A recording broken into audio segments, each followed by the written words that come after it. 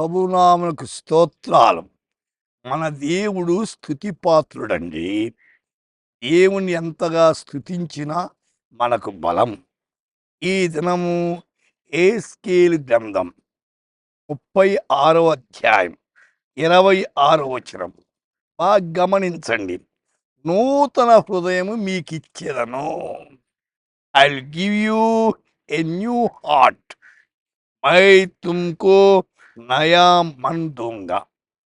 నూతన హృదయం అంటే పాపము చేసే హృదయాన్ని తీసివేస్తాడు.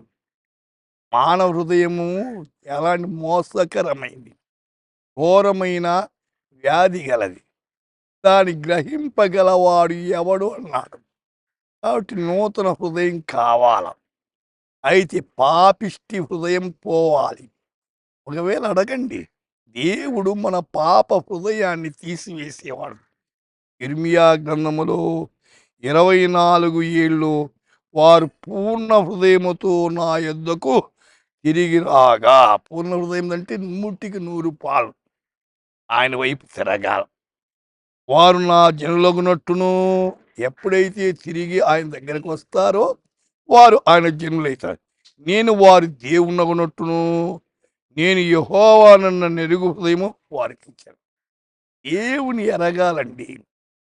చాలామంది క్రైస్తవులు కూడా నిజ దేవుని ఎరక్కున్నారు. ఊరికి ఆచారంగా ఉన్నారు. అది లాభం లేదండి. అయితే నిజ దేవుని ఎరగాల. హృదయపూర్వకంగా ఆయన స్వీకరించాల.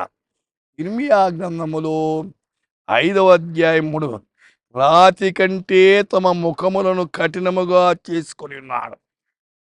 రాది కఠినమైంది. అయితే హృదయాన్ని వారు ఏం చేశారంట? వారి ముఖాన్ని కఠినము చేసుకున్నారు. వారి ముఖ వయస్సులోనే కనిపిస్తూ ఉంది వారి కఠిన. వాళ్ళు మళ్ళీ దానికి సమ్మతించరు. సోదరి సోదరుడా, ప్రభు వైపు మళ్ళండి. మళ్ళితే మీకు ఆశీర్వాదం. అయితే కఠిన హృదయాన్ని తీసుకెంచుకో. అయితే రాతి ముఖము కలిగిన ముఖాన్ని తొలగించుకునండి. యేసయ్యతో చెప్పండి, దేవా, నాలో ఉన్న కఠిన హృదయాన్ని తీసివేసి మా ప్రభు మీకు అనుగుణ్యంగా బ్రతికేదానికి మీ కృప నాకు ప్రసాదించమని దేవుణ్ణి అడగండి. ప్రార్థన చేద్దామా? పరిశుద్ధుడా, మా శ్రోతలు మిమ్మల్ని ఎరిగే హృదయాన్ని దయచేయమని, వారి అక్కర్లని మీ కృపలో తీర్చమని, అడుగడుగున మీ కాపుదల వారికి అనుగ్రహించమని యేసు నామమున ప్రార్థిస్తున్నాము తండ్రి. ఆమేన్.